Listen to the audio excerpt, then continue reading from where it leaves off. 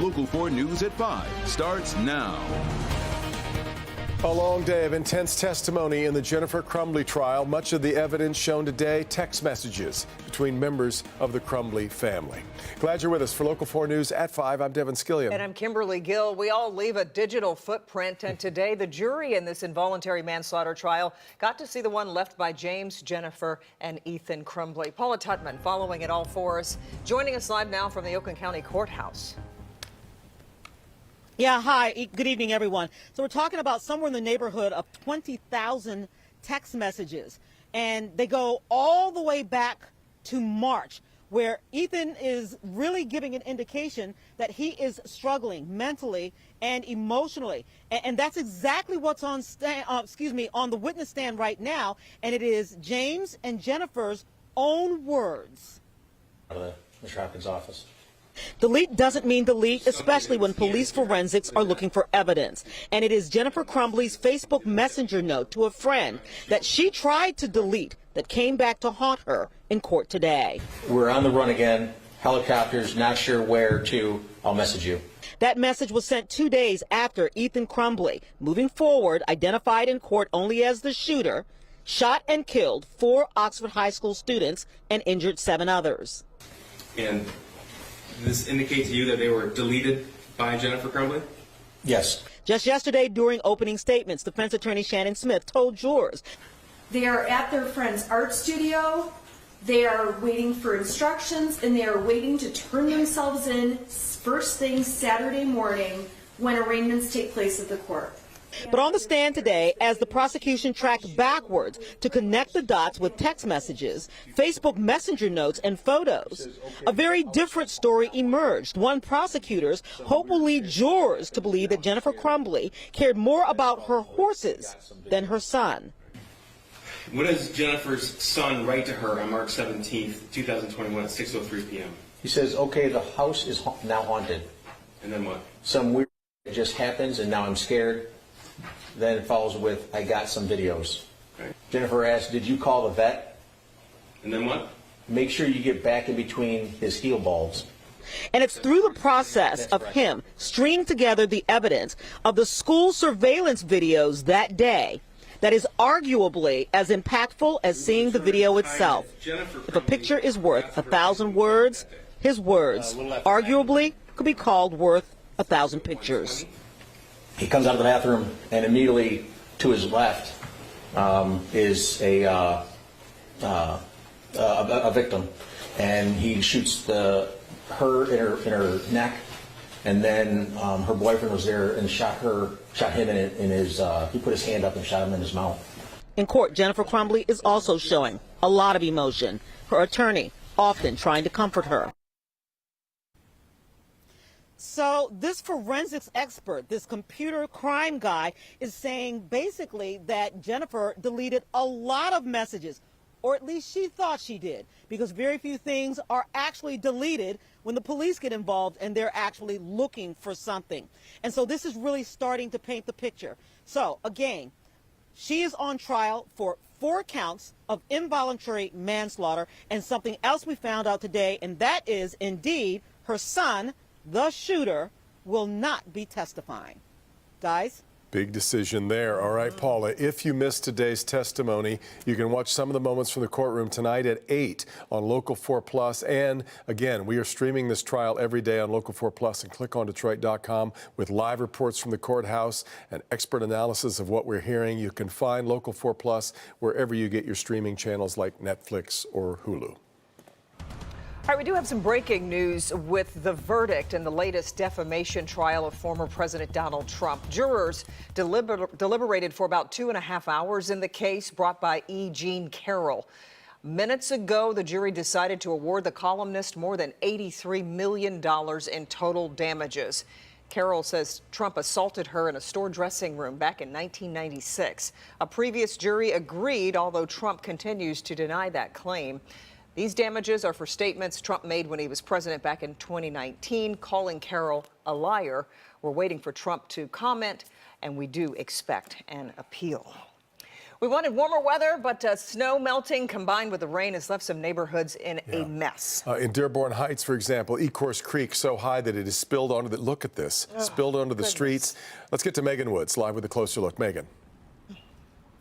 Yeah, we're on Amherst Street right now near Beach Daily, and some of the water has receded, but let me show you what they're still dealing with. So you see some of these cars are partially still underwater. It was trash day today, so that's what you see floating in there. And we've talked to neighbors. They're saying this happens often, and they're fed up. When we went to bed last night, there was none of this. This is horrifying and frustrating. I literally had to replace everything in my basement 3 times. For these neighbors, all of Friday was spent assessing damage. Our car's stuck down there in the driveway. We can't get out. And you see these other people trying to come through. Their cars are floating. Just literally remodeled my entire basement, put a new fence up in the backyard, redid my patio, all new furniture in the backyard. All lost again. But my tenant's car is completely soaked, the driver's side, and then the passenger front side, there's literally like this much water in his car.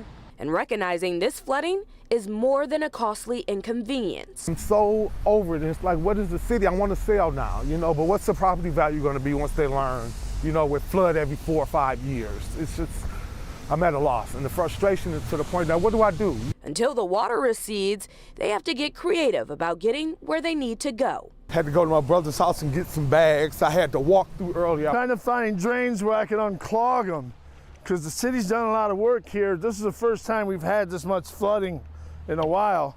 Because moments like a celebration of life can't be missed. I might have to walk up here with my clothes and everything and go change at the hall. It's just crazy how hard these people have to work and navigate, because life does go on. We did talk to the city. They have been giving out flood mitigation kits. They also have been working with the trash company to figure out how they can work around and get these streets cleaned up. As for a long-term solution, we talk a little bit more about that tonight at 6. Reporting live in Dearborn Heights, I'm Megan Woods, Local 4. But just so incredibly frustrating. Okay, Megan, we appreciate your report this evening. And we've got this combo here going on of these much milder temperatures, melting the snow, and on top of it, dump a lot of rain. That's right. Even the river looks like it's flooded. Yeah, it does. It's like a big puddle. Let's get over to Ron. He's in for Kim Adams tonight. It's just a bad case here of just not fun for these people who are experiencing this flooding. Yeah, Kimberly and Devin, we got a lot of rainfall. Then we had all that snow out there that's melting, still melting at this time. So that's why we still have flood concerns, in addition, of course, to the runoff. Well, flood warnings in effect for parts of our region. Let's go ahead and get right into it. We have flood warnings starting off in Monroe County. You can see that we have the River Raisin that's impacted with flood warnings. Places such as Tecumseh, as you get into Rainsville Township, Monroe, we are impacted by this warning. The Rouge River, as we get into Detroit, also along the southern border of Southfield, this is also going to be a concern for flooding in the Detroit area. That's in Wayne County once again. Now, this is also a concern for us in Macomb County, the Clinton River. We are watching for continued flooding in this area. We're going to talk more about the flooding concerns across the area and also more fog on the way. Okay, Ron, we are all in on the Detroit Lions and counting down to the NFC Championship game. Just 2 days and less than 2 hours remain until Dan Campbell's team takes on the 49ers in Santa Clara, California. This afternoon, our final chance really to hear from the coaches and players before their trip west. And Jamie's here with more on what they have to say. They've got to be even more excited than all of us, right? I think they're trying to stay even-keeled, though, a little bit. But we know. But we know behind the scenes. We are inching closer and closer to the NFC Championship game. Can it just be Sunday already? The Lions held practice today in Allen Park. They fly out to California tomorrow. Dan Campbell keeping the same travel schedule as he's had all season. This is practice video from today on the field. Lions were loose, looking ready to go. Granted, they don't allow cameras in for much of the practice at all. They have to keep their secret. Off the field, Coach Campbell said today this team is ready. Running back David Montgomery says the players can feel the support from the fans. It's second to none. I've never been a part of or seen anything like it, Just the way that this place, this city, you can feel how authentic it is. You can feel the love and the want from the entire city. So just being a part of it is special. That's great. You remember the story? He was pumping gas, Yeah. and a lady came up to him sobbing, crying, thanking him for this magical run. So that's where we are. That's our level right now. Love it. As we wait for the game. Love it. It's amazing. The waiting is also being shared by Bernie Smilovitz and Hobie Artigue, who've been waiting on their flight. They're heading off to San Francisco to cover the game. Let's check in with them before they take off out of Metro Airport. Guys? All right, we are going to San Francisco. Now, we're not sure whether we're getting on a Greyhound from here because we're still waiting for our plane. Oh, maybe that's it. Maybe that's it. We'll get on the tram. That'll always work.